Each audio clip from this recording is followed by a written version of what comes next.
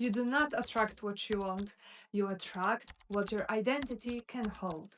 And this is why so many people are exhausted. They are doing everything. They are working, planning, manifesting, journaling, healing, posting, improving, waking up early, trying to become that person. And still, somehow, they keep returning to the same emotional place. Different month, different outfit, same ceiling. Because you can do all the right things from the wrong identity and still sabotage the result. You can receive the opportunity and still feel like an intruder. You can get the love and still prepare to be abandoned, and you can make the money and still feel poor. Most people are trying to have a new life while still being the old person. And that is the conflict. They want wealth, but their nervous system is loyal to struggle. They want love, but their identity is built around being hard to choose. They want peace, but chaos feels familiar. They want visibility, but being seen feels dangerous. So today, we are not talking about how to get more. We are talking about how to become a person for whom more is normal. Because having is not the beginning, having is the receipt, being is the purchase. My name is Alexandra, and I decode the world around you so you can better understand the world within you. There is a quote that explains this perfectly. Focus now, okay? We must be before we can do, and we can do only to the extent which we are, and what we are depends upon what we think. And that quote is not just spiritual poetry, it is an order of operations. First you are, then you do, and then you have. But most people live backwards. They think, when I have the money, then I will feel secure. When I have the relationship, then I will feel chosen. When I have the body, then I will feel confident. When I have the audience, then I will feel important. This is the when then trap, and it keeps you chasing your own shadow. And the cruel joke is that the faster you run, the faster it runs with you. The problem is not that external things do not matter. Of course, they matter. Money changes options, love changes your nervous system, health changes your energy, and success changes access. But if the internal identity is not there, the external result becomes temporary emotional medication. You get the thing, you feel relief for like 20 minutes, and then the old identity wakes up and asks, what if we lose it? What if it was pure luck? What if they find out? What if it is not enough? Your identity is the upper limit of your life. Not your intelligence, not your beauty, not your talent, your identity. Because identity decides what feels possible, what feels safe, what feels deserved. Your brain is constantly asking what usually happens to people like me.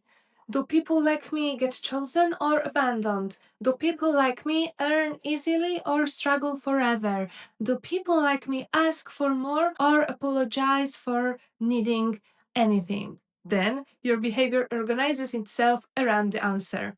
And this is why two people can walk into the same room and live two different realities. One person sees opportunity, the other sees exposure. One negotiates and the other apologizes for wanting more. One assumes belonging, the other waits to be removed. This is also where the brain becomes important. Your brain is not an objective camera, it filters. One of the systems involved in this filtering is the reticular activating system, the RIS. Think of it as the bouncer of your attention. It decides what gets noticed and what gets ignored. If your identity says, nobody supports me, your brain will collect every delayed reply as evidence and ignore the people who are actually there. If your identity says, money is hard, your brain will highlight bills, pressure, lack, and risk while missing opportunities that require calm attention. If your identity says, I always get rejected, your brain will read neutral silence as proof of abandonment. But when your identity changes, your attention changes. You begin to notice different openings, different people, different patterns, different solutions. And this is why transformation can look like luck from the outside. But very often, luck is trained perception, meeting prepared action. The opportunity was not always absent. Sometimes you are simply not the person who could notice it yet. And this is why affirmations alone often fail. Your subconscious is not impressed by decorative sentences. You cannot say, I am rich, while your entire body panics every time you open your banking app. You cannot say, I am loved, while you keep choosing people who make you grateful for crumbs. The point is not to lie to yourself. The point is to give your mind and body a new instruction you can actually live. Instead of saying, I am rich, say, I am becoming someone who handles money calmly, honestly, and intelligently. Instead of saying, I am loved by everyone, say, I am someone who no longer performs for unstable affection. Instead of saying, everything is perfect, say, I can stay powerful while reality rearranges. This is the difference between delusion and direction. Delusion denies the facts. Direction refuses to turn the facts into a prison. If this hit you, there's more coming, so subscribe so you don't miss it. Most people confuse facts with identity. Fact: I have $200. Identity: I am broke and life never works for me. Fact: that person did not choose me. Identity: I am not choosable. Fact: this post did not perform. Identity: nobody cares what I have to say. Do you see the violence? People take a temporary fact and turn it into a life sentence. So please stop sentencing yourself with temporary evidence. A fact is information, and identity is instruction. You can acknowledge the fact without obeying the old identity. Say, I have $200 and I am becoming someone who creates, keeps, and multiplies money. Say, that person did not choose me and I am still deeply choosable. Say, this did not work and I am still someone who learns quickly and moves intelligently. This is not denial, this is leadership. You are leading your mind out of the courtroom and back into creation. Another reason people sabotage what they want is the imposter glitch. This happens when your external life grows faster than your self image. You get the client, the relationship, the money, the visibility, but instead of feeling expanded, you feel exposed. The old identity whispers, they made a mistake. Do not get comfortable. You will lose this. Someone will find out. Find out what? That you are a human being learning while moving? Congratulations, that is everyone. Imposter syndrome is often not proof that you are unqualified. It is proof that your self image has not updated to match your current room. You are still emotionally dressed for a life you have already outgrown. And because the nervous system loves familiarity, sorry, that was a hard word for me, more than happiness, it may try to return you to what it knows. If struggle is familiar, ease will feel suspicious. If being ignored is familiar, being seen will feel unsafe. If inconsistency is familiar, stable love may feel boring. And if chaos is familiar, peace may feel like waiting for something bad to happen. This is why becoming is not just mindset, it is capacity. You have to build the capacity to stay regulated in the presence of what you asked for. You have to teach your body that good things are not emergencies. Identity changes through repeated proof, not dramatic declarations. I call this micro becoming.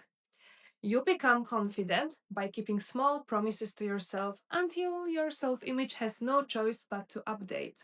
You become healthy by asking, what would someone who respects her body do in the next 10 minutes?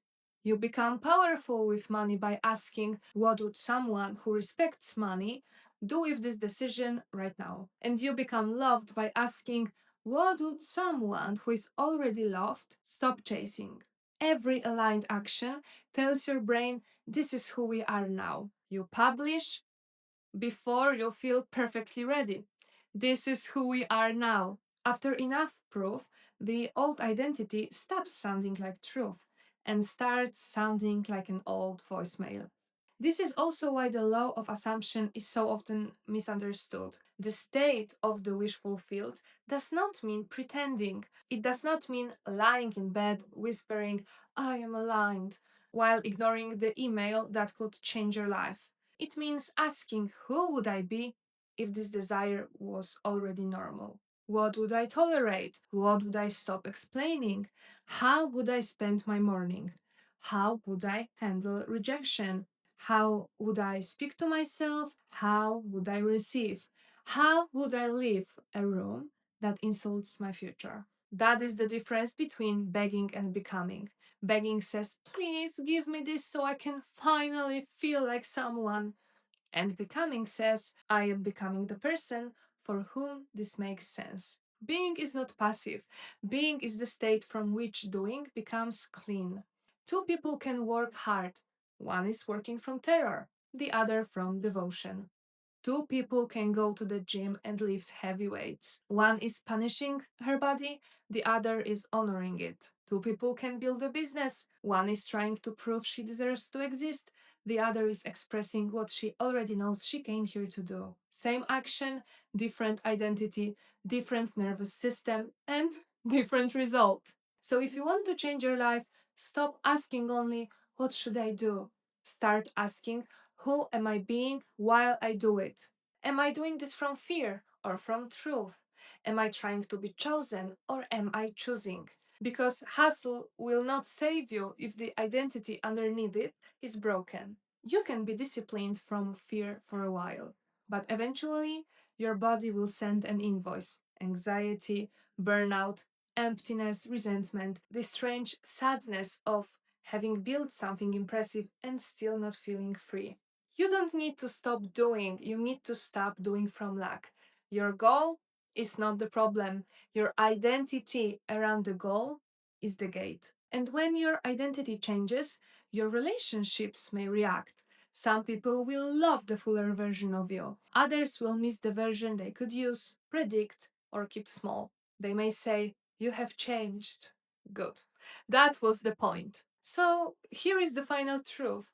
You cannot live a life your identity keeps rejecting. The life you want has a personality. It has habits, it has standards, it has a way of speaking, it has a way of saying no, it has a way of receiving, and it has a way of living. So the question is not only, do I want it?